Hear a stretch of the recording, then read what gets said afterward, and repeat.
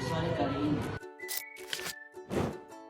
Retorika bukan hanya sekedar berbicara, tapi bagaimana seseorang mampu menyampaikan gagasan dengan berpikir, persuasif, dan mendengarkan.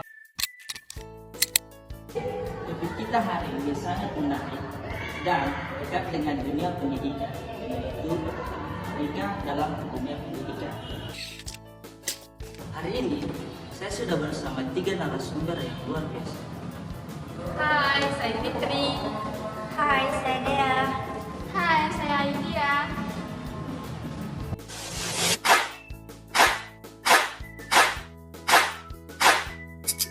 Halo guys, kami dari mahasiswa Institut Telaga Indonesia dari Prodi Ilmu Pendidikan Universitas Indonesia semester 3.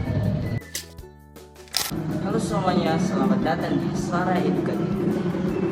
Halo, saya senang bisa hadir. Terima kasih atas undangannya. Topik ini penting sekali. Iya, saya setuju. Retorika itu seni yang sering terlupakan di dunia pendidikan. Kita mulai dulu ya. Oke ya, bisa dijelaskan apa? Tentu, retorika adalah seni berbicara yang efektif, persuasif, dan bermakna. Jadi, bukan hanya sekedar berbicara, tapi memahami audiens. Berarti retorika itu bukan cuma sekedar kemampuan berbicara. Betul, retorika melibatkan emosi, logika, dan etika. Jadi, bagaimana kita membangun argumen dan menjaga nilai moral dalam berbicara. Menarik sekali. Selanjutnya, Anda sering tampil di depan umum.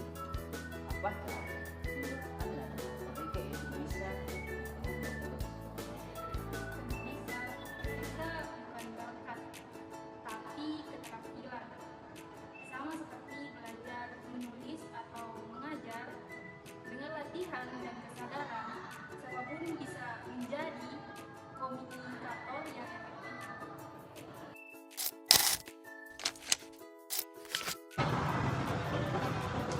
Sekarang kita bahas lebih dalam. Menurut kalian, seberapa penting retorika di dunia pendidikan? Sekarang kita bahas lebih dalam. Menurut kalian, seberapa penting retorika di dunia pendidikan? Menurut saya, retorika itu sangat penting, terutama bagi mahasiswa. Misalnya saat presentasi, ketika kita tidak bisa menyampaikan pesan dengan jelas, pesan kita bisa hilang. Banyak teman saya punya ide brilian, tapi tidak tersampaikan karena kurang percaya diri berbicara. Benar juga ya. Jadi, kemampuan berbicara berpengaruh langsung terhadap bagaimana ide diterima orang lain. Iya, saya rasa pendidikan perlu memberi ruang untuk melatih kemampuan retorika, bukan hanya teori.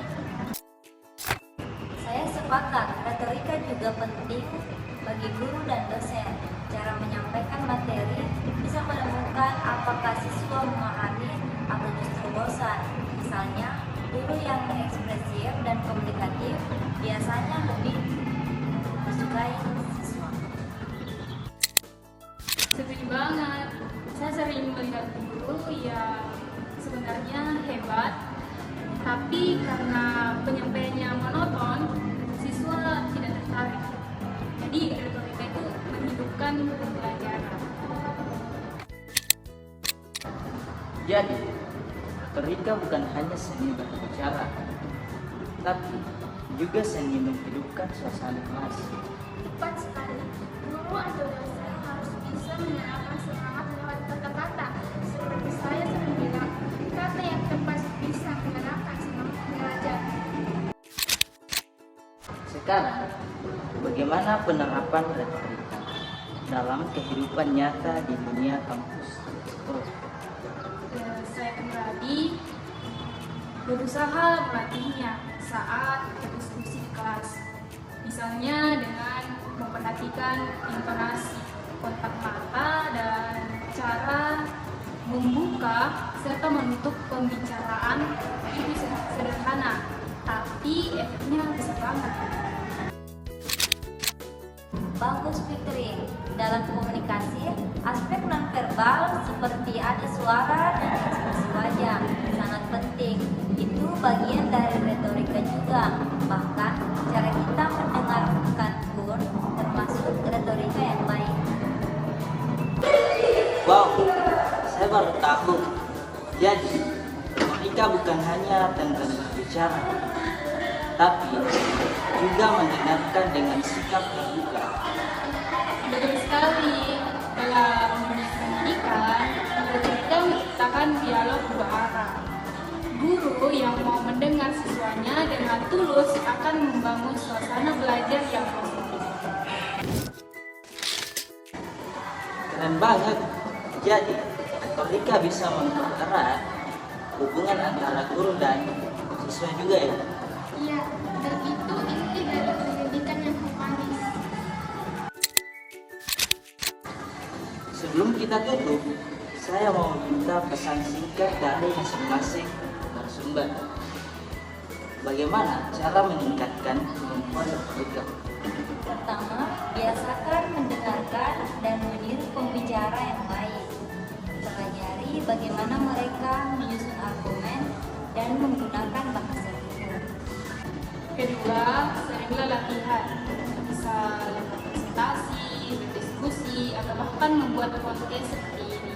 Latihan membuat kita terbiasa dan percaya diri.